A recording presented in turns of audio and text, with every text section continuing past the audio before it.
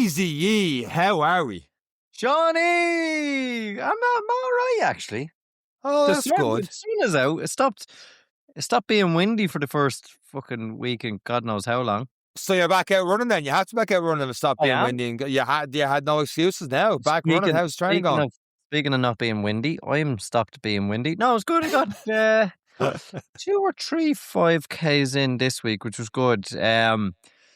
Yeah, there's still a little bit of niggles there. My last run was like you can feel it in the first K, and then I got real pissed off. So I was like, right, we're doing a quick 2K here.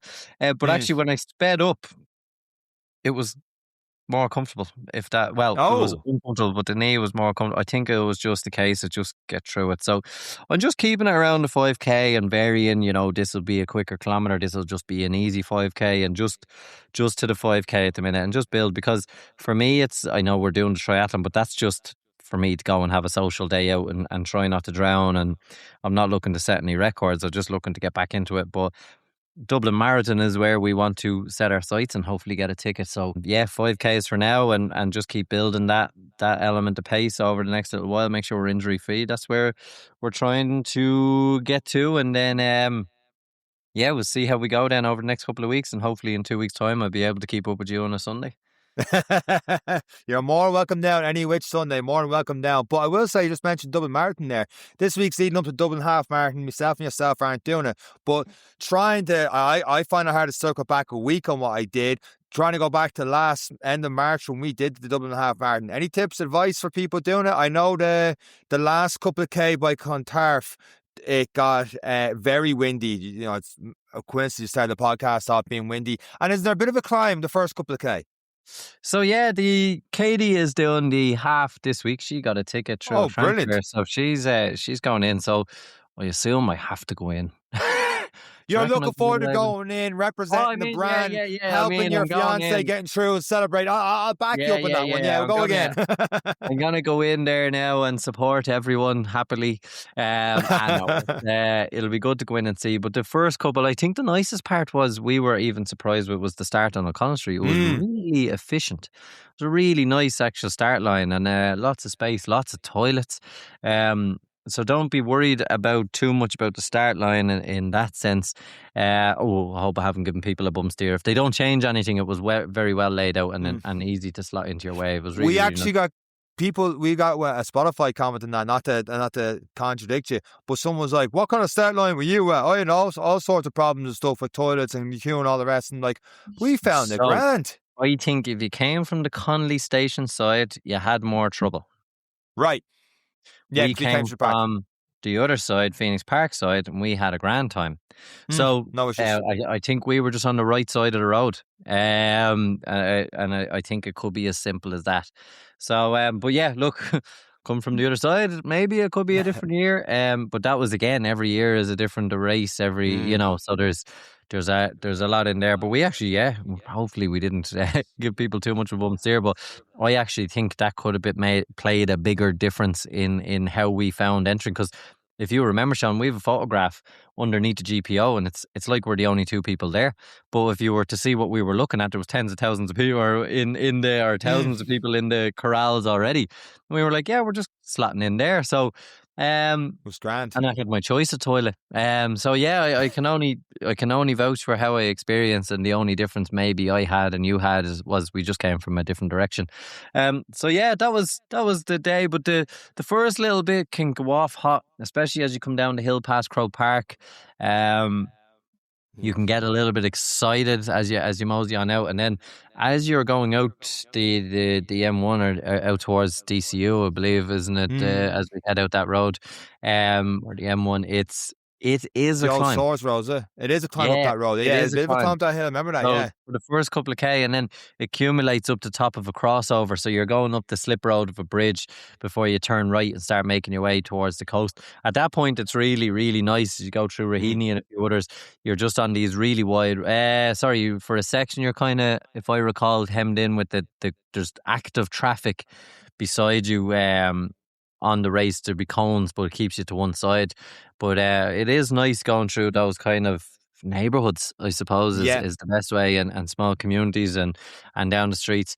The coast road, as you said, you turn on, if you get a nice wind, it can be really nice. Or if you get a still wind day, it's a non-event. It's a really beautiful run. It's long though. I think there's like 9 kilometers. There's a good portion of the race it's just running, but the scenery is fantastic. Like you literally have the water on your left and road on your right, and just aim for the middle, and it is fantastic. But that's where people can find themselves frustrated depending on where they are in their wave. It can get congested unless they've opened up the road this year to keep half the road for the race. I don't know. Don't know either. That's what we have to see. But for anyone who is going, jostling for position there, if you get caught behind a wave or at the back of a wave, you could pay that price later on in the race, whereas you're at the front of your wave, you could find easier headway. Now if it's very windy, be at the back of that wave, use a few human shields, absolutely, and find someone going similar pace and use them as a windbreaker. It's because it can and it was windy, but let's hope for better this time. And then the last couple of K from 19K on can put a bit of manners on people. There is a couple of little risers over bridges that I actually saw people break. I was like, they pushed, they pushed, and they got to that last kilometre and a half, and around the corner came the hill, and back they went. They just said, "Oh no!" So yeah, it broke a couple of people. So don't expend all that energy along that coast road and think about your last 2K. Now, obviously, if you're going for a PP, you have to leave every second out there, but just be conscious of that last 2K. You'd want to only be thinking about that kicking on that extra bit depending on where you are and how much you have, because there's a couple of little gotchas, and they're only little. They're only like hold on for 15-20 seconds and it's done. But you have to be able to hold on for that 15-20 seconds. So mentally be prepared for that. A few people, and I say like more than 20, they turned the corner and went, fuck this. Like it was just a little hill that broke them.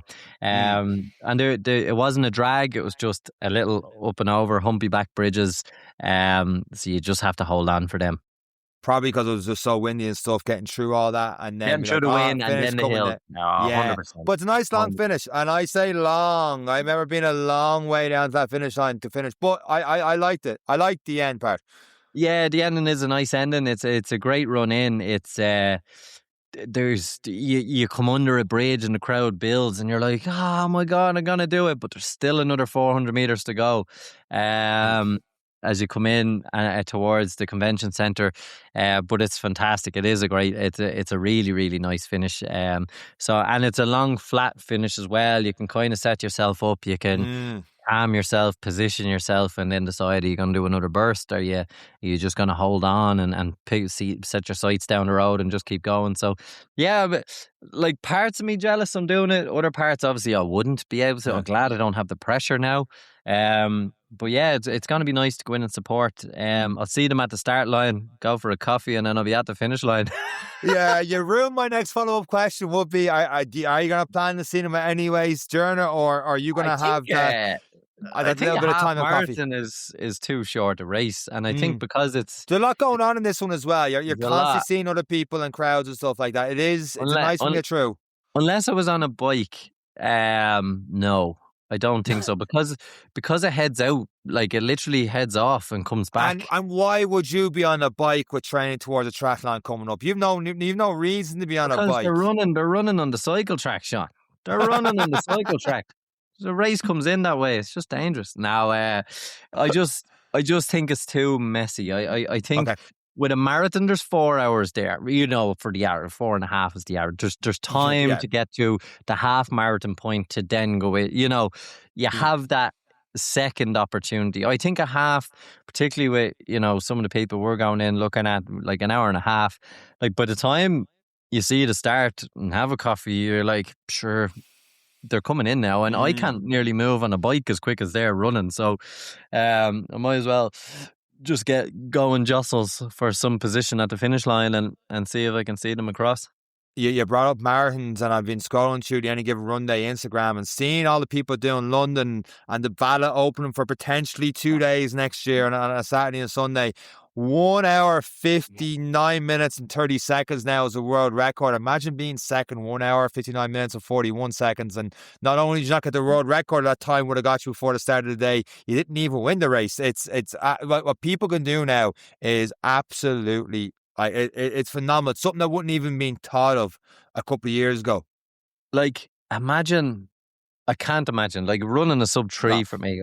I know so many people that run a sub 3, but I'd still make it out like I was the only one ever to do it, because it's, to me, that is just like, yes. Do you know what I mean? Fantastic and a statement. But I suppose that's like being Michael Collins on the moon landing, isn't it? Watching, you're still remembered, but you don't hold the record. Like, a sub 2 hour is phenomenal. Like, like in a race, I think without being a staged event, I think, is this the first everyday marathon like race that has been under 2? It could be, it might not be, but it kept him down. I can't remember. Well, I can't remember Chicago's one.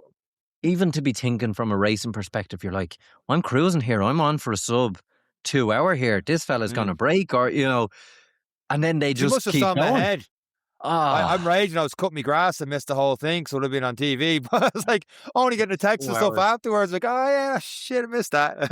Like, it's mad. Like, I'm thinking about a half marathon in 2 hours, and I've just said time to get a coffee. I wouldn't have a time to get a coffee to see them. Where would you go? There's not a bike quick enough for them. The tube couldn't even get you out to that. But how phenomenal is it? Like, is it the athlete is better? Is it the shoes are better? Is it a combination of everything? Or did they we know so much more about shoes, about nutrition, about all those kind of things, I can imagine. And then I think it's just people seeing, I know when Kipchoge did it, he did it with like, a pyramid in front of him. The pyramid in front of him, the clock in front of him, the fact it was like, he was like, we're gonna start maybe 8 o'clock, 8:15, wait for the conditions and all the rest. But I think, and geez, what do I know? I'm never going to be near an elite athlete. I think I'd assume that if you are at that level, coming up to that level and seeing that, you're like, oh, it is actually possible to do a sub 2. That people that are somewhat close with, and seeing is believing. It's kind of like when Roger Bannister broke the 1 mile under 4 minutes. People broke it soon after by seeing that. Not loads of people, but people somewhere near that going, oh, this is actually, it gives that extra belief system. Maybe I'm talking out my backside. Who knows? No, I do. We always say seeing is believing. Like, no one thinks it's like, it's the whole Adidas thing. Well, they need to give me €1 million now. The impossible is nothing, Like, it was the Adidas runners. Was it the Evos or something like that? I don't even know. But I'd say if they go on sale for a silly amount, people be buying them in the hopes of doing it. In the hopes of doing a 4 hour like me and doing your knee in. So it's phenomenal human achievement. It's because you can't even say that it's more people are in running, because more people are in the mass participation as opposed to the elite running element has always been there. But maybe people are looking at running as this. I could be an elite sport. People are recognizing I'm a good runner. How far can I go here? Because I think runners and athletes and you're in any of the Olympic sports are getting far more exposure now than ever, and it could be seen as a viable option to be a superstar and for college and for all of those things. It's more known now, and there's great runners out there that are doing other things, whereas now they might sway towards it. Now, I don't know, there's still that cohort from Kenya and from wherever else that they see running as the be all end all, and so have you changed that game now at the modern? I don't know. I don't know. I don't know what it's like at the world level, but I do know that down at the community level, what's going on, which leads us into this episode of the podcast, we're a little bit more familiar with, because our next two guests of the podcast.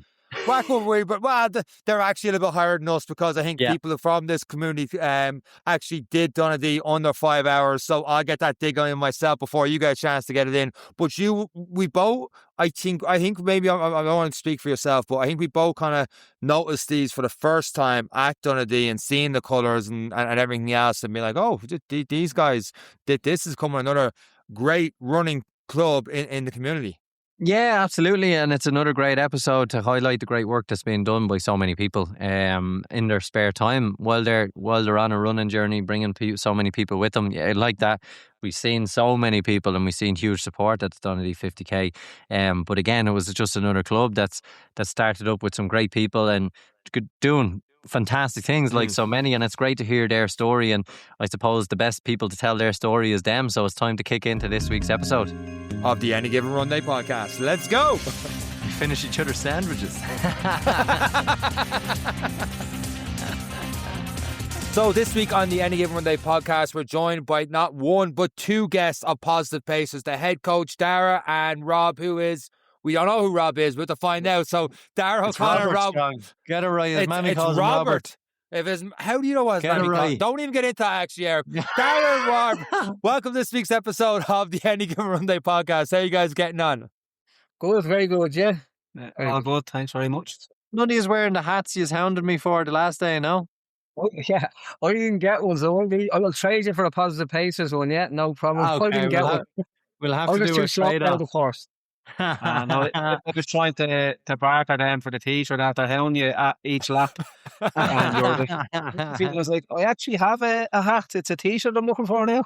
And you still didn't wear the hat. Well, Robert, if only your mammy could see you now. Lads, you're very welcome to the Any Given Run Day podcast. Thanks so much for giving us your time coming on. I'm going to be honest, didn't know much about Positive Pacers. And then all we could see in Donaghadee was your own hats, your scarves, your headbands and everything else in between. Tell us a little bit about yourselves, first of all. Dara, we'll start with you. How did you get into running sport before we touch on the club? Tell us a little bit about yourself. Yeah, for me, like, I go far back as primary school, and I'd say I don't know, many people out there, I hate school. I couldn't stand classrooms. I was always looking outside. If you ask me parents, I was always running in mud or doing something outside. I didn't want to be indoors at all. So I think when, you have PE, I used to love PE, but I hated that in primary school. You only got it once a week. And I remember a teacher in sixth class did it every day, and I go, I want to be in his class in sixth class, you know. And then I got into his class, and then I was too much of a bold mess, so I didn't get to do PE. He used to take it away from me, you know. We were both in the same estate, but I went to a different school, and I loved the school I was in had basketball, and I never thought I'd like that. But when I it was something about that sport, I loved it. Like, for me, for sport, I played soccer, I played Gaelic football, I played basketball, and it was all about, a target and scoring. And if I scored in basketball or a football or a point in Gaelic, I used to love it. It made me feel good and grew in confidence, and I don't know, made something out of me. So when I played them sports and they took that away and we did running, I hated running. I bleeding hated it. I just, he used to torture me. So I look back now, whereas I love running. I actually love it for my mental health, everything like that. Just to get out, and like it makes a big difference in my life now. But back when I was a kid, I absolutely hated running. There was no chance you'd have me. I remember the old coaches would say, do 2 laps of the field there and get stuck into training. That was the worst part of my session at the very start. I used to hate it. Well, from a very young age, from basketball, then I played a lot of sports. We played for a local football team in my church for many years. And for basketball, then I represented Dublin and Ireland as I went through the stages, in Clostana and Ballygon Boys School. So I love basketball. It's such a fast game.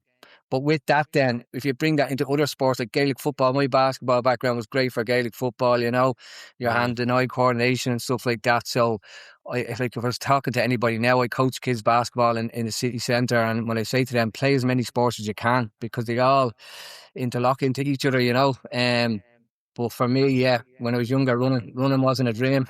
It definitely wasn't a dream. Taking that change, Dara, from us who are very much team sport motivated, points, win, lose, less lose, but it's part of the game and you do grow and develop from it as well.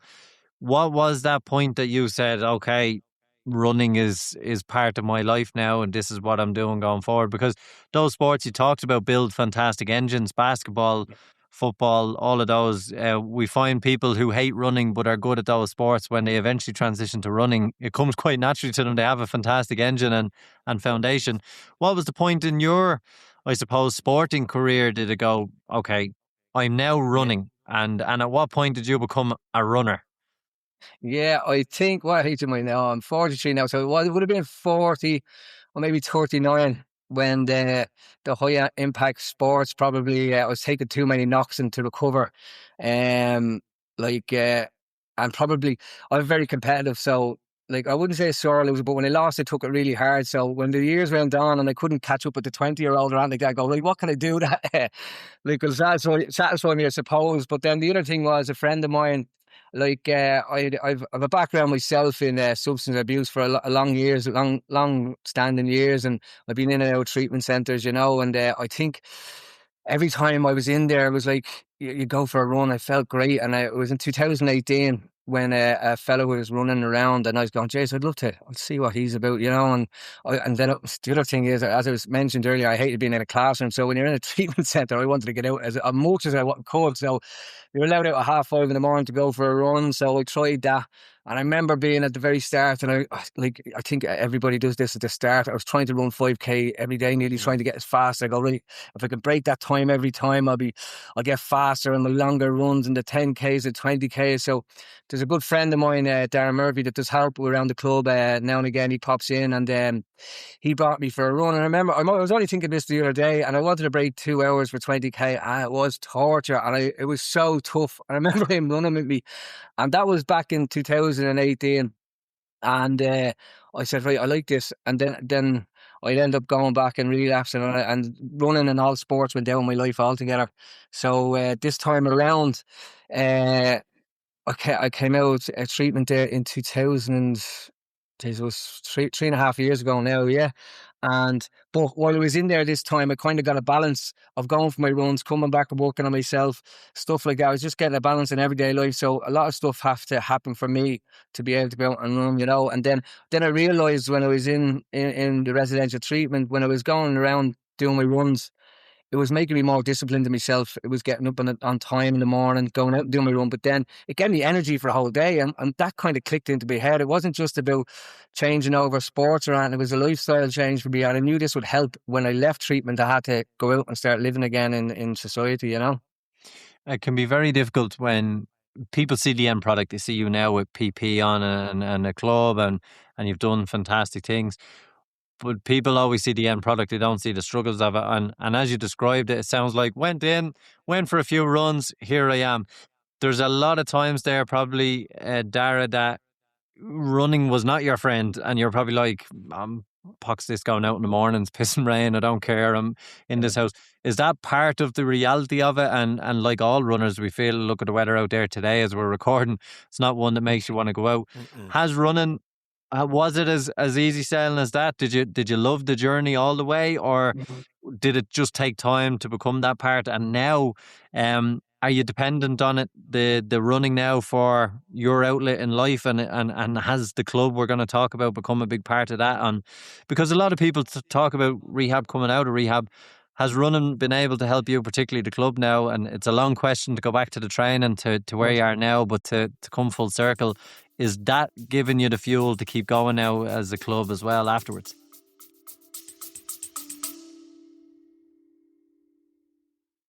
Right, Eric, let me ask you this one thing. What is your number one recovery tip before a long run? Besides not stretching, I always cheat and reach for Ultra Pure Wintergreen Heat Rub Cream. Oh yeah, that's actually really good. It's perfect for tight muscles before you hit the road. All you have to do is just massage into your calves, your hamstrings, even your shoulders, and you'll feel that heat kick in straight away. By the way your body is, Sean, you're definitely buying this stuff in litres.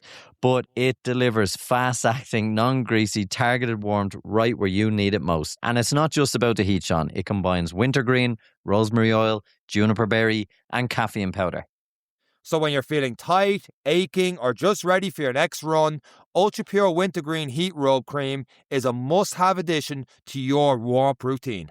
Trust us, your legs will thank you, and it's easy to carry in your sports bag. Elevate your everyday with Ultra Pure. Shop online now at ultrapurelabs.ie or find it in your local pharmacy or health store. By listening to this advert, you are supporting Irish businesses and this podcast. Let's get back to the episode. Yeah, definitely. The very early days, a good friend of mine now, that had gone through the program. He's seen me going out every week, and I remember there was one time when I left residential, I went into transition house and it was snowing. I was staying in Smithfield transition houses there, and it was snowing. I was going, I'm not going out in that, and I didn't want to. It wasn't sail play, like it wasn't, as you said, sailing. Sorry, and but I got out, and I remember doing the run and coming back, and how good I felt after the run. And I tried to explain that to people because there will be that run that you do not want to go out, and when you go out, you come back, you feel fantastic. Now, don't get me wrong, it was tough at the very start because I didn't have the knowledge of running that I do now, and only with getting a coach. You'd know Ian Fitzgerald, he was my coach for the last 2.5, 3 years. But a friend of mine seen me going out and getting injured before my Dublin Marathon. It was the first Dublin Marathon, and I was really struggling, and he told me to get a coach months before it, but then I got injured, and then I decided to get a coach. You know what I mean? I think I go through all this. So when I told Ian, and then he goes, "Look, I'll work with you when your groin is better and all that." And I kind of lied to him about 6 weeks out of Dublin because I had my first marathon ticket. I didn't care. It's like that. I just wanted to do it. And then he says, "No, yeah, we'll come back." And we did it. Anyway, I went in with an injury to the first one, but after that, like, running became, what would you say? Like, it was tough at the start because I didn't kind of know what I was doing, but I knew it was affecting my life in a good way at the start. But then when I got somebody with knowledge and kind of passed it down to me the last few years, Ian's been really, really good to me. Like, and he was with the club there last year as well, helping us through all our sessions as well. Getting guidance like that has been a game changer and just opened everything to me, opened my eyes to everything, the way you train, how you should train, but how you should treat events. Like, I was all about beating my time for the first few years of my marathon training and all the times like that. Now, I still love doing that, but it took away the enjoyment. My the first marathon, I think, or second marathon, I didn't really enjoy it because I was focused on the time, whereas when I just concentrated the crowd and my family and my second Dublin marathon, I had the best time anyway I had in that race, but I enjoyed it much more, going around seeing everyone that's out there, that's seeing you for that 2 seconds and you run by them, you know what I mean? Because you were concentrating on it. Gone. Yeah, but when you focus on them, then like the lads did this year, the lads Rob will talk about, it was great seeing them come over and say hello to their families. That's what it's all about, like, But yeah, getting a coach definitely helped it. It was very tough at the start because I didn't know what I was doing, but I loved it. And I knew with that, I think my determination, with the background I had, I put so much energy into negative stuff. I remember someone telling me, if you put that into a positive, what can you do? What can you achieve? Yeah. So, Rob, to bring you in on this, what brought you in towards running, and what's your background? Were you a basketball extraordinaire, walking races like us to get out of school? What was it that tickled your fancy to get you to where you are now? I just a typical, I presume, child that grew up and just played sports. So I would have played GAA and soccer predominantly throughout my youth, and then I obviously get that everything running was never really an option in school. The usual, the race might come, a race season might come around, and it's right, they pick a few people out of class and Just away to you get go. out of it. That was kind of it. A few cross country races or whatever, and you come home mucked up to the eyeballs. But there was a day out of the classroom as well. But yeah, I just played sports. So I would have played for the local GAA team growing up, and the football team. So I would be in Ballyboulton Wanderers and then Whitechurch as well. But unfortunately, then my knees started to play havoc on my career. So I like That's when you said, I'll run marathons now. Yeah, my knees are fucked. Might as well do marathons. No, well, I'll tell you, I got a serious injury, I'd say, when I was about 13 or 14, and it dislocated my knee and tore all ligaments in it. And I think I was out for about 9 months or so. And then I came back, and I think the very first match in soccer again, the same thing happened. And that was it then. I just said, right, not playing soccer anymore. GAA can go as well. None of that. And I just took a lapse of, there was no sport then in me in from, I'd say, about 13, 14. And then at 17, I joined the army. So that's probably where the running started to kick in as such. So I was in the army for 21 years. So retired there when I was 38. So obviously within the army, you have to be military fit. So running would have been a big part of being obviously in the army. But it wasn't just obviously your normal running. You'd be running with gear and carrying stuff and up and down mountains and what have you. So was that brought me through the 20s into 30s, and then at 30s then I decided, no, I'll go back and play Ghana. So then for me sins. So that was more, I had a child at that stage, my first child then, so that was probably just looking for me to get out of the house then, trying to get out 3 days a week. So I went back and played golf for a few years, and yeah, that brought me to there. And then I got fed up with God then. Because they were younger and faster. Yeah, but that's the same thing. Yeah, you're trying to be all you can be and putting it up to all these young lads, and it just doesn't happen. Like, it's just, you can try your best and think, but it's not happening. You think you're flying, but you're not. They're not even started their engine as such yet. They're still in first gear, and then they're gone. So yeah, then obviously with that, like my wife would have been always up supporting through all my sports and stuff like that. So they would have been always on the sideline, the wife and the kids supporting us. Like, so when we did then, obviously we'll get to when we joined the club. My wife joined the club then as well. Like, so it went the full circle there, where instead of folk coming up to watch me now, there's races where I go and I won't partake just to watch her. Like, and I'll have the kids. Like, so it's kind of giving back to her for all the years she suffered in the rain and obviously missing out on things because I wouldn't have a drink or whatever on a Saturday if I was playing Ga on a Sunday, or skipping functions and stuff like that. So well, yeah, now she's suffering. Now she's still suffering in the rain, but she's running, so that's a good thing, I suppose.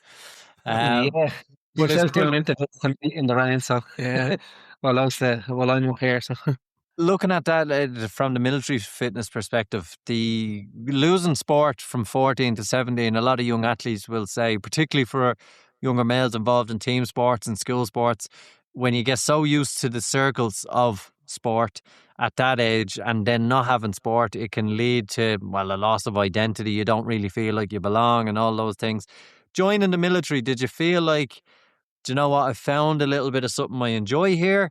The physical toughness side of it, you'd come through a couple of injuries. Did you feel like you found somewhere new to kind of belong? And then from that then, did you trust the knees with the backpacks? Yeah. So as I said, I joined the army when I was 17, like, so still only a child, like. So I went from obviously leaving all my friends here and had the big daunting task of actually having to move out of my home at 17 and give my life or give myself to the military. So yeah, so that was obviously, that was hard, but obviously when you join the army, you're obviously put into a platoon or whatever. So I've like 30 friends that I have for life there that I'm still in a WhatsApp group or whatever with, and constantly chatting away to, like, a lot of them have left a few years ago, a few of them are still in it, but I always had that connection. So it's like I gained another family by leaving my family as such. The running thing then, yeah, Jesus, that was tough when we first joined. Like, you up running 7 o'clock in the morning or whatever, run anywhere you had to go for in training, it was run there. There was no walking, there was no marching. It was just, you want to go up there, run. You have to go here, run. I'm sure there's no Kilbride camp or whatever up in Wicklow there. So I remember one exercise we were going up there and they stopped at the bottom of the hill and, off the trucks there, start running. And they're just like, the hill up there is very daunting. And they're just like, why are we doing this, Yeah, because a lot of people would probably come out of training going, I actually don't like running. I've ran everywhere. I've had to run for everything. So did it take a while then, I suppose, towards the end of the career to enjoy just bar a fitness test or bar, because you have to maintain military fitness? Did you get to the point now, as you are now as a leisure runner with the family side of things, are you enjoying running? Because no one in the Defence Force would probably say, I like running. It's like, no, I have to run. But do you enjoy it now? And at what point did that become an enjoyable factor of your life?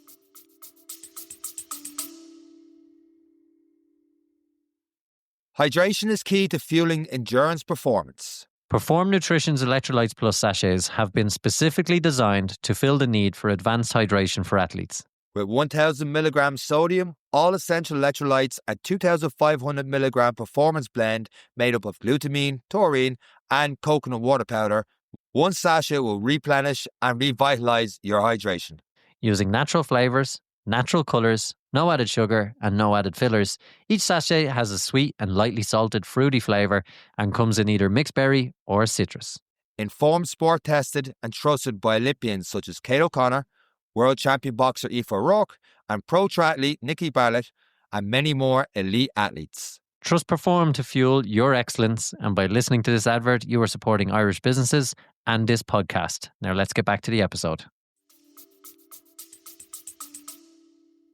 I love running now. It's a big part of my life now. I start actually love it, as you'd say, while I was still in the military, because I went to and studied exercise, health and fitness within the Defence Forces in University of Limerick. So I done that, and I became a P2I within the army. So then I was in charge of like the day-to-day running of the gym and stuff like that. And then I was training recruits. I'd look after the soldiers in the barracks and stuff like that. So I was constantly involved with physical exercise and training and stuff like that. So in that way, because I got to look from the other side in, I started to really enjoy it then more, and was able to put more into obviously myself and into the people that I was entrusted with to look after their fitness. So that really brought me along. And then I really, really, really enjoyed it then, more and did more events as such within the Defence Forces and stuff like that, different running events and stuff like that. And yeah, so that was kind of the full circle to really love it as such. Rob, we know you went on then to join Positive Faces with your wife, but we don't know how Positive Faces came about. Dara, you were training under Ian Fitzgerald, you're enjoying the marathons a lot more and stuff like that. What made you go, right, I need to bring people on this journey and have that? For some people, like for myself, like for example, we got this Barcelona trip coming up, and Eric handles logistics of people and stuff and all the rest. I couldn't get my head around that. I could barely get myself ready for the Barcelona Marathon. So what made you go, you know what, I want to set up this run club? If you've seen my clothes on the floor here beside me, Sean, you'd be wondering how I managed to get 50 people there and back. Well, thankfully they won't hear this until after the Barcelona trip. Oh my God. I think, I go all the way back when I was living in the city centre. So I had to, for myself personally, my own personal journey was I had to break away from everything I was used to just for a while till I got strong enough to face it all again, So as I was living there, and Ian was a brilliant coach. This is when you find a good coach, stick with them, you know what I mean? Someone that has your back and isn't in it, doesn't want you to run one race and then be wrecked and never run again, you know what I mean? Longevity is all about Ian, and in a controlled, safe manner. So I found a great coach in Ian, and that's just me personally. So I asked him then, when I was in the city centre, I knew a lot of lads in the inner city running club, and I knew a few of them from the long runs, and I was asking them, I had only come out, and I says, Ian, I'd like to join. That was before Christmas, and he goes, Dara, just get yourself strong enough over the next few months. Because some clubs, you know yourself, Gaelic, football, everything, have a bit of a drinking culture, you know what I mean? I'm not saying that the running club is like that. He just had my best interests at heart. He says, wait till after Christmas. You're only out, get yourself strong enough. We'll concentrate on the plan. And that's what we did. So to call long story short, I then after Christmas said, right, I'll go up here. And I remember it, and I tell everybody this. I was down in Smithfield where I lived, and I was going to Grange Gorman to meet for first night training up in the inner city, and it was 6:20. There was no one there. And this is my fear in life. I'm 40 years of age. I'm thinking, Chase, I'll go up here now and make new friends and all this and all that, and without any substances in me, you know what I mean? So it was 6:20. Stone was there, and I go, nah, out of here. I'm gone. I'm legging it. And I was walking down the road. A few of them came around. Who are you, Dara? And I go, right, I'm stuck here now. It was the best decision I ever made, because even though for the first week or two I was awkward, and I mightn't have seen that I was saying hello to everyone, I just got stuck into my runs. And with over the weeks and over the months, I've met amazing people from the inner city running club, and even from other clubs in the city. And I know loads of them now, and I can go in town and meet them. And they're all from that day on, I knew there was something special about a running club and a community club. And Dwayne, that runs inner city, he took me under his wing, and he's given me guidance for that whole year. I'm a plasterer by trade, and I know I'm going a bit off here now, but I wanted to get out of that as well. So I went to college in Sallymoggan, and for 2 years in sport and fitness as well. And while I was doing that, Dwayne has his own gym, and I was going over in the morning times, and he was showing me how to do the strength conditioning classes. And then when I was up at training, he was talking about that. While I was doing that, like the first year in college, I wanted to become a PE teacher. I didn't have any notion of setting up a running club. I had nothing at all, but like I knew there was something special. And I used to say to Dwayne and anyone else, I said, this is amazing. The vibe you get, the races they set up. I went to I went to a few of them, like, but that was kind of my first experience of a race day where they had the music, everything pumping and off. And I remember being at that and saying, "Jeez, imagine having that over at our own community over here, or could we do that?" Anyway, that was a little notion in my head. And then I remember, so how it started then was I had done the Dublin Marathon, and I did my second Dublin Marathon, the one where I actually enjoyed and said hello to my family and all. And that's when Rob and a friend of ours, Kelly, and a few others that I grew up with. Well, Kelly's always hounded me to that she wanted to do a marathon, So the second time I did it, I came back over. I was still living in town, and it was a Tuesday, and we said we'd go for a 5K run together, and we ended up doing a 10K run together. So then we had a WhatsApp group, a few of us, there was about 10 to get in it at the start, and we just called the group 10K Tuesdays for some reason, and then only for Rob, look, I had the fear of setting that up, but I was still in inner city and I didn't know what way we were going, and Rob kind of pushed me there, why don't you set something up, like, and whatever happens, but I had that fear of failure, I don't know, it's that thing that's in me, and I think it's in everyone as well, and I didn't want to pump myself out there, but with friends like this that actually push it in the right direction, look what we have now. So it went from that to Positive Pacers, and then onto the Instagram, and then we're a year and a half, I think we went from 50 people came up. It was amazing. And the wet, rotten nights, and I couldn't believe it. And it just grew from there, the Positive Pacers days. And I was still in college. And look, there's a lot of stressful things that come with it, trying to balance everything. It's like a full-time job when you're trying to do so much stuff. And that's where then I set up Positive Paces. Dwayne gave me guidance. He's always on the phone still to me now. If I have any problems or issues, I'll give him a ring. And I asked Ian, my coach, to come on board for the year, and we had him for the year. First of all, it was meant to be for 3 months, and then I kept that and now stay for 6 months. Now it's now stay till the Dublin Marathon and then stay till Christmas.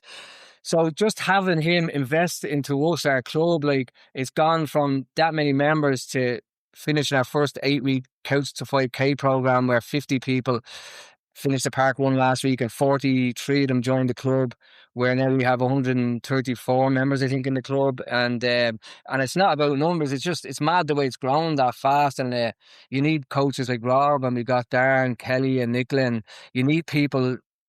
What was I saying? So, like, the best advice I can be, have a good core of people. So our core was that back then was that 10 people in the WhatsApp group, and they're all still there, and we're all still running. Now, we might make every session, but it's just to be there together.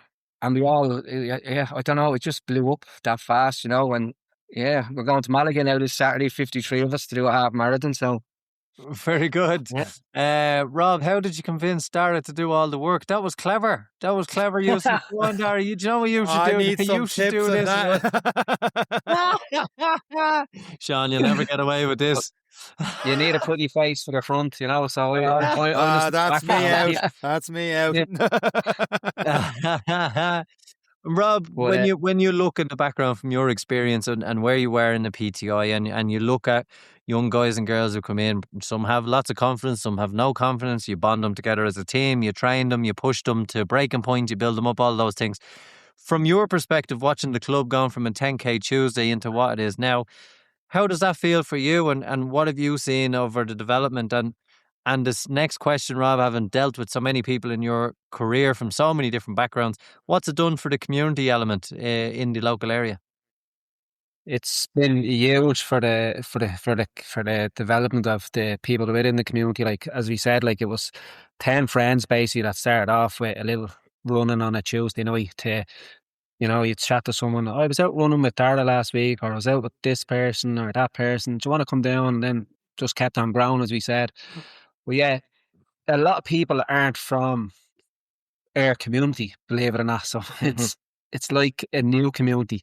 So we're from kind of Rathfarnham area, and this is more up Tala, kind of Fairhouse.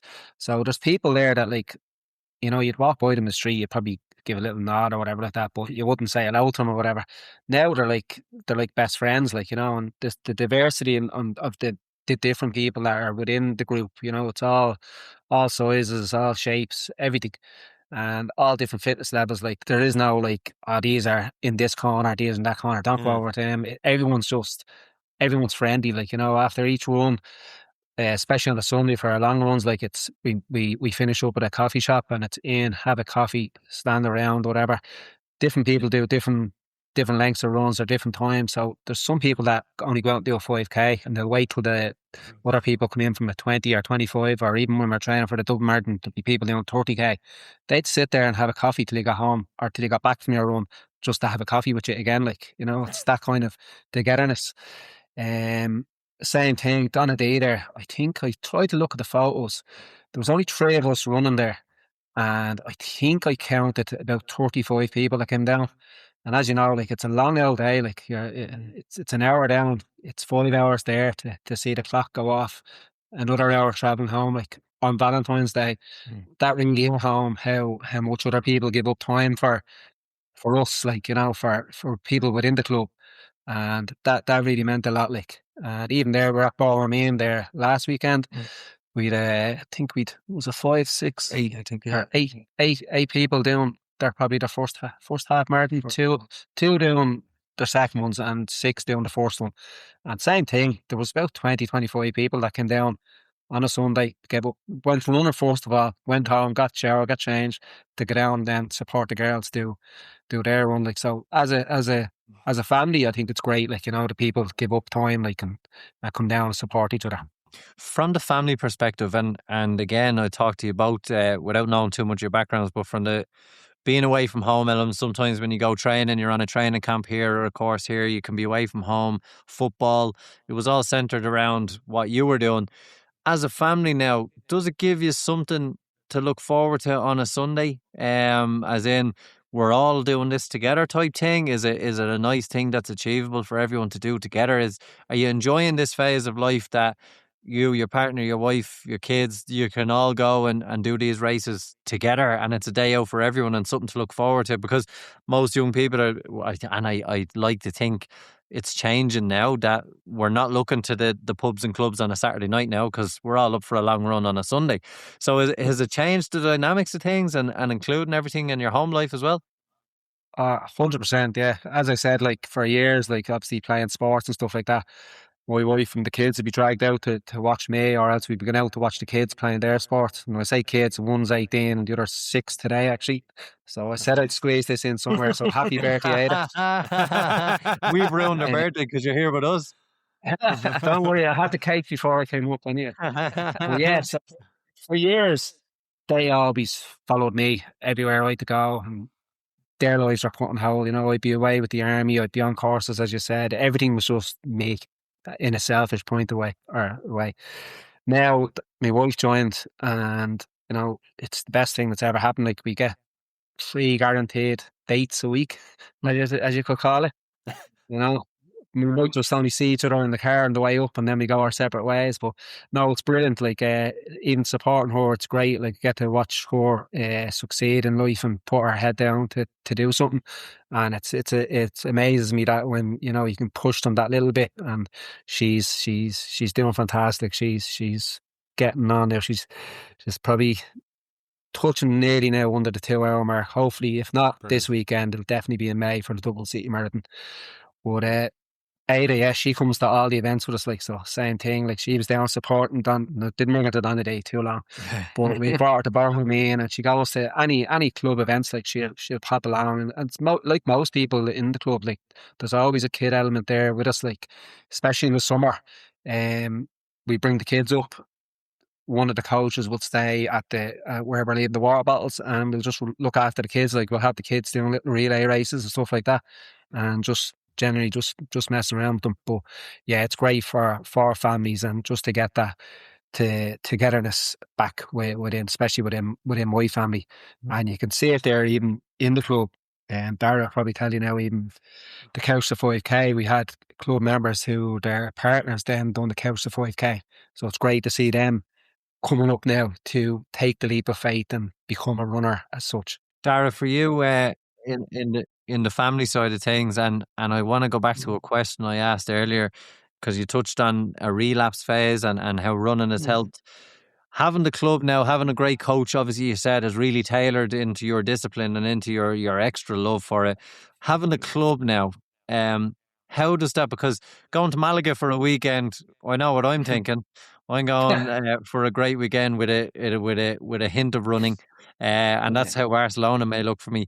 But having that club element, the responsibility, and knowing what you know about yourself, how important is the club for you to maintain that discipline that you work so hard to get back?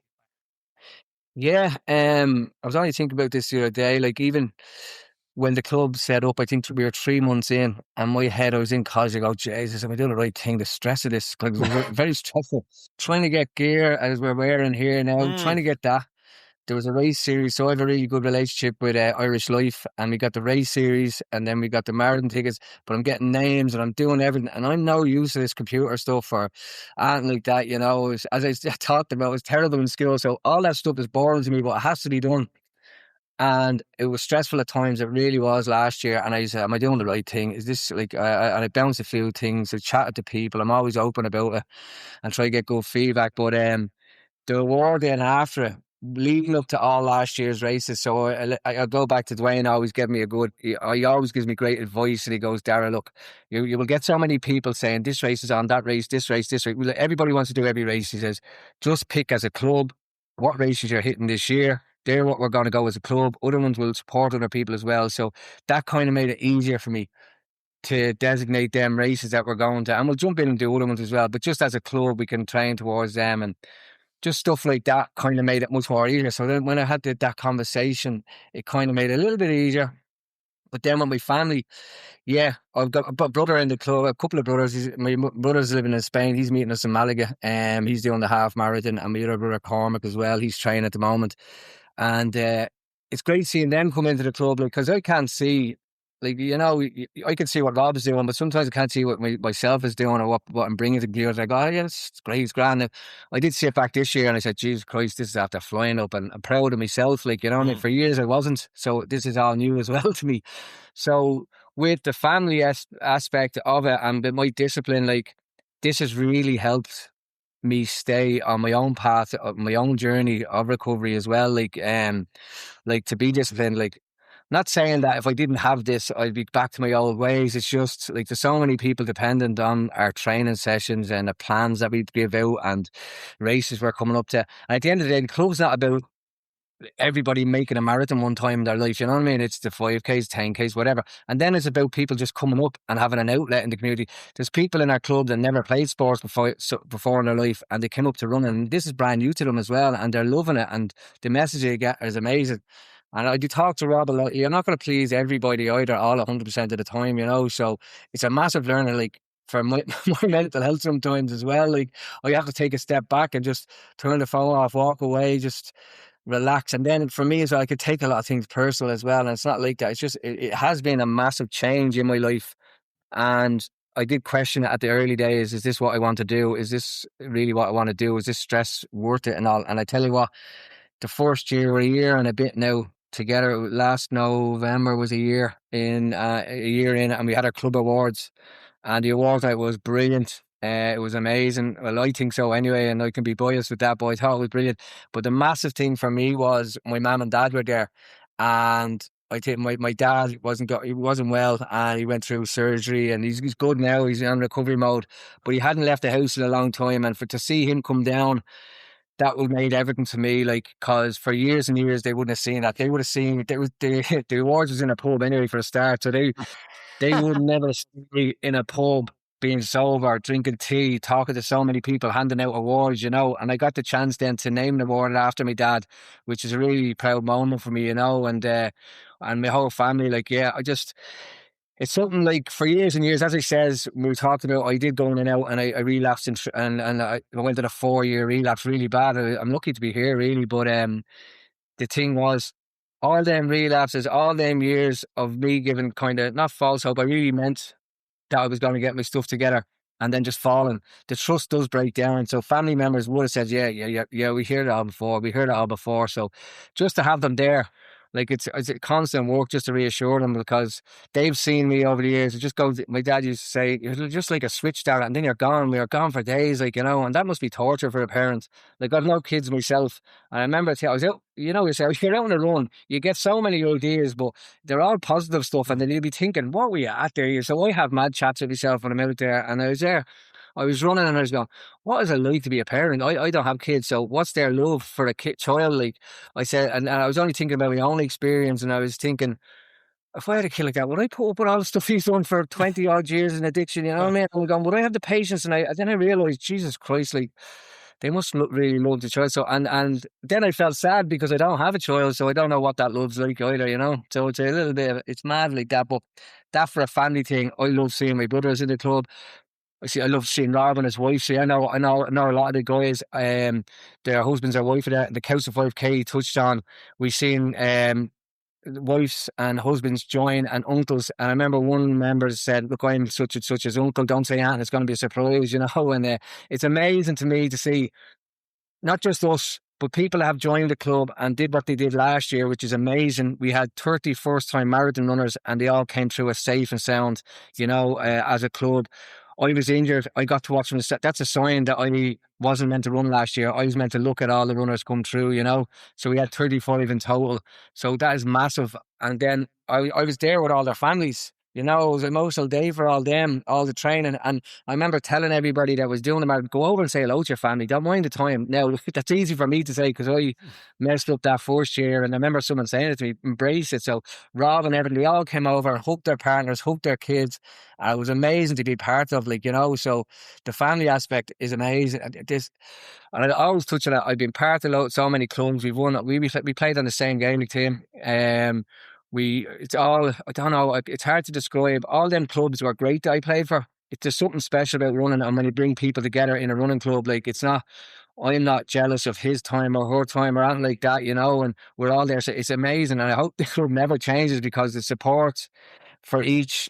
And someone texted me the other day, actually, one of the ladies that did Bohemian, and she goes, Dara, she sent me a private message, and she goes, we got a lift down off one of the girls. We never met her before, and now we swapped numbers and we're friends for life, and that's amazing. We're not doing that. They're all meeting each other out together, going to races, and they're all coming together in a community that, as Rob said, you wouldn't even have known who each of them were, and now people are making friendships. And not only that, people are building families as well. They're coming over with their mum and dad, and now their daughter's about to get in half marathon. There's a couple of people that text me, go, Dara, I've had to get the ticket for this half marathon, and half the club didn't get one, what I'm saying? And they go, wow, but they're all training for it now, and they look at their parents. Like, the parents are twice their age, and I don't mean that in a bad way, and they're going, they're out there and did a marathon last year, and they're inspiring their child, It's not the pub scene anymore. It's not the sessions on a Sunday that inspire. The parents aren't there anymore in the pubs, you know what I mean? They're all out running or doing activities, and you see them at High Rocks. It's all stuff like that. So, yeah, I do get very passionate about that, and I love seeing the families all coming together and stuff like that. But I know for me, my trust is back with my family, and that's it. Not just the club, a lot of other stuff in my life has happened to get that trust back, but a major thing is the club and how proud they are of what's happening there, yeah. At what point there was that, because you say, like, we saw all the people down doing the like, holy shit, what's this positive faces thing going on? And you had a lot of people at Dublin Marathon, but in, like, at the end of 2024 and into 2025, what was that event where you looked around and went, oh, we're really onto something that could build to what it is now and continue to build, especially Malaga coming up this weekend? Was there one particular event that you went, shit, we've got something here? Yeah, I think, do you know what it was? I think after that Christmas, we set it up as Positive Paces, and like, we had an original WhatsApp group, and there was over 150 in it, and then we just went into Positive Paces, and we had a plan and stuff like that, and then we got down to about 50, right? So everyone accountable for it. And I remember, I think I was training for my first on a day, and yourself, the ego got a hold of me, and I went at my marathon pace, and I didn't realise the mud was going to suck the life out of me. So 30k was grand, and after that was 20k of misery. Well, I wouldn't say misery, I finished it anyway. That was my first one. I remember wearing the t-shirt, and I look back at the photos, it was just me down there, and a few friends came down. I was part of Inner City, kind of just breaking away, and they were cheering me on, which is great. So for me, from one person to three of us running this year to having 30 people down there, that was magical. But I think what happened for me was, I think the race series was the first one, or it could have been the Liberties 5K where we got a good few down last year.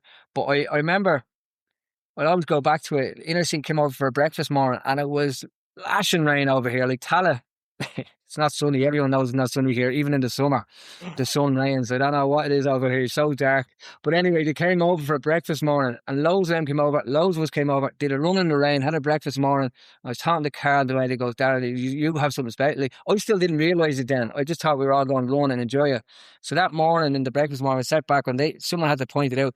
Like, you just have something special. He goes, like they're in the city, right? And they've got areas to run in, but we're over here and we've got the reservoir to run. We've got Marley Park, we've got the Dollar Valley Park, we've Bush. We can go. There's lots of things we can do. Like if people get sick of the scenery. So after that, I kind of realised, and we got into the race series, and there was people doing the race series for the first time. And I was looking at people that I grew up with that weren't even involved in sports and coming over the finish line of a half marathon or a 10K race or a 5K race. I was going, this is magical, like, you know, and seeing their husbands at the finish line or seeing their wives at the finish line and their kids in the photos. I think then seeing the club gear and loads of people in the race series, I forget their first one, it was in Phoenix Park, I think, and we're all there, a big photo, and I'm going, geez, that's massive. And I still didn't think, like, even to, I think after the Dublin Marathon, I think Dublin surprised me and the training everyone did, but I don't know, I can't put a finger point on exactly how special it was, but I remember I put a message in the WhatsApp group and I go, like, I promise everybody, if we keep going together as a team, this will be special. I remember saying that, and I says, we will have an incredible year, because I seen what happened and firsthand seeing how the guys run it in the inner city and the other local community clubs there in town, all that stuff. But once we keep it as a supportive and not an ego-driven club, we're all right, like, you know, we will be all right. I've been trying to get rid of Sean's ego for years, but that's the reason our club hasn't been successful. It's just me and Sean still. Even over 5 hours in Donaghadee, still have that ego. Don't know why. Speaking of it's the part we don't see. It's a bit bizarre for us to just touch on that, and it's seeing the people and seeing the families and stuff. We know that thousands of people listen every week to us and they join in, and we'll get people shout at us in the park, and it catches me off guard even still. We don't get to have that magical moment, as in, I know people listen and we keep people company away, and what you've said is such a magical moment to see the success of others from something that you've created on a WhatsApp group into now. And we hope that it will go further. And Sean's probably going to have a follow-up question on that. But Rob, again, on that side of things and seeing your commitment level now, can you escape, or is this something that gets bigger? No, it's going to get bigger and bigger. Like, probably need to get off WhatsApp now soon myself and just stay away from the group, like, you know. You know, but it can only get bigger. Like, the success of the Couch to 5K there, that's what done it for me. Like, I think at the very start, maybe the first couple of nights, it was on for 8 weeks, and the weather since Christmas, my God, it's been a miserable Couch to 5K. They can do that one. That's what I was trying to tell them. Like, and I remember saying to a group on one of the nights, like, you know, and I said, like, no matter what, it says, you need to be selfish for you now for this 1 hour twice a week, and your families will benefit in the future. And a few of them probably looking at me saying, oh, what's this madman saying? You know, but like, your kids will mimic what you do. Like, you know, if you're sitting at home drinking cans and smoking, your kids are going to start drinking cans and smoking. If they see you going out running, and, you know, hopefully they'll see that. Like, I think my son, he's signed up now to do the Dublin Marathon this year. He needs to get out and start training for a first, like, but he has signed up for it. Like, my daughter now, she's only 6, like, and she's done a few little mini races we've put into her, like the little Santa dashes and stuff like that. So it's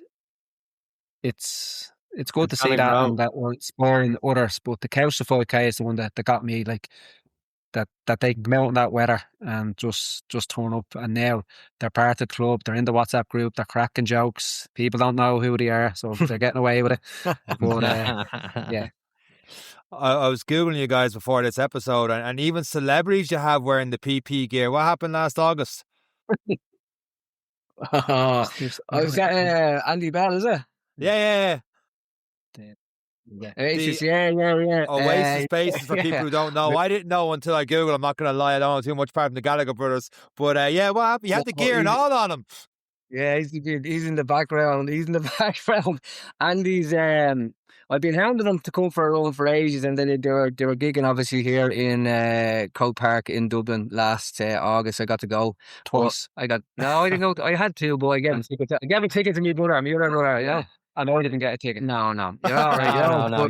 After all your hard work, Rob. Relationship, you know what I mean? No, my cousin Shara is married to Andy. Many years now, you know, and lovely fella.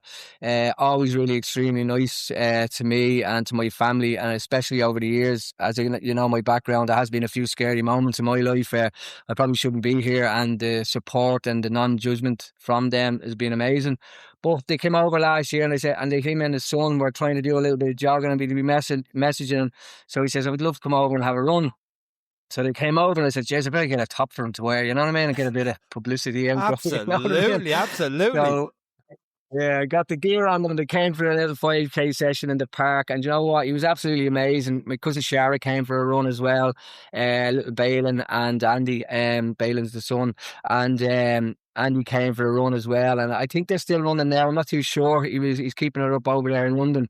But when he came over, he was amazed. He goes, there's so many people here. And I cracked the joke and I go, it's mad, Andy. Look at all these people listening to me. Only a few years ago, nobody wanted to know me. You know what I mean? But it was mad. Like it's just so nice, like, you know, just to come and have a run, like, you know. So and he was really polite at the end. He stayed and had a few photos of everybody, you know. And no, really good, you know.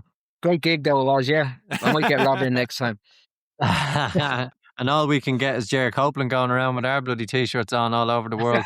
But no, it's absolutely brilliant. I need to start asking more people to go for a run. When we look at then, so coming up, people who are in the area, people are listening to this podcast now, guys. What's the best way? Because it's scary. It is scary to come down to a club for the first time. It's scary, particularly if you're not fit. And I want to speak on that regard. And we just talked about the Couch to 5K. Like I always say, if I want to go down and join the triathlon club, I better get out on the bike first and be fit enough to go down to the triathlon club, which is a bad idea. The best thing is to just show up, but it can be nerve-wracking. It can be daunting for people. What's the best way for people to link in with the club, get involved in the club if they're listening to this going, do you know what, this sounds like it's just for me. I have a pair of runners and I haven't got a clue and I just want to show up. What's the best way for them to find you and get in touch and get involved? Yeah, I think you can get us on Instagram anyway, Positive Paces on Instagram. And I'm always saying I'm learning about stuff. And there was a lady that came to us last year and came down, and she was there a week or two, and I didn't realise because there's that much going on, you know. And she messaged me, go, look, it's not for me because I kind of need more, not attention, more of guidance and all that. And I only knew to it myself, so I took learning out of that, and that's where the Couch 5K program came in. And we've decided, like, we're going to do 2 of them a year, one in the winter for the people that love rain, one in the summer leading up to maybe one of the community 5K races in August. So that's the vision, that's the plan for it. I've got people messaging us, and they can message us anytime and I'll get back to them. There's no problem. And I'll explain to them the process, what we do and how friendly it is, or how competitive you want to be yourself and make your own runs and stuff like that, and how friendly and supportive it is. I'll always message them back. So with the Couch to 5K just finished, a few people, obviously the weather was terrible. It was absolutely horrendous. And from the 80 we had for the first few nights, it got down to 50 and 60. But they stayed through and they finished it. And I was amazed they did. And 50 completed the Couch to 5K there in the Dollar Valley, and 40, as I said, was a 43 joined the club. So that's amazing. But I even said at the very start of that it's not about joining the club. I just wanted the people out and stay with the Dollar Valley Park run if they wanted to, you know, once we got them out and active and do something in the community, because I know how it affects my life. But for a few people I've messaged after that has finished, and I says, come on down, like, because it doesn't have to be that daunting. I know it can be daunting, and it was for me starting out, but you do not have to have any level of fitness. Like, it was great last year. We can go on our experience not Christmas gone, the first Christmas that we were around. And there was girls and there's fellas that 500 meters to a K was really, really, really hard and a struggle. And they really wanted to do the marathon. And Dara, I don't think this is possible. I said, anything's possible. You just train and you turn up every week. And about the majority of them people finish the marathon. Now, I always say marathon isn't a goal for our club or anything like that, nothing at all. But that was their goal back then. And they couldn't get 500 to a K up the road. And to do that, it just takes time. It takes consistency. It takes coming up and just interacting. But the biggest thing with the club to come down, and if you really want to be involved in something, there's no pressure. It's very supportive, and your level is your level, but we'll guide you there. There's no problem. There's 3, 4, 5 good coaches there. We'll guide you if we're not there on the night, or someone else will step in, you know.